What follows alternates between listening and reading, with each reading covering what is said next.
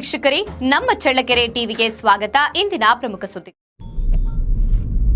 ಲೋಕಾರ್ಪಣೆಯಾಗದೆ ಭೂತ ಬಂಗಲೆಯಾದಂತಹ ಆಸ್ಪತ್ರೆ. ಮೊಳಕಾಲ್ಮೂರು ವಿಧಾನಸಭಾ ಕ್ಷೇತ್ರದ ದೊಡ್ಡುಳ್ಳಾರ್ತಿಯಲ್ಲಿ 9 ಕೋಟಿ ವೆಚ್ಚದಲ್ಲಿ ನಿರ್ಮಿಸಲಾದ ಹೈಟೆಕ್ ಸಮುದಾಯ ಆರೋಗ್ಯ ಕೇಂದ್ರದ ಕಟ್ಟಡ ಕಾಮಗಾರಿ ಪೂರ್ಣಗೊಂಡು 2 ವರ್ಷಗಳಾದರೂ ಇದುವರೆಗೆ ಉದ್ಘಾಟನೆಗೊಂಡಿಲ್ಲ.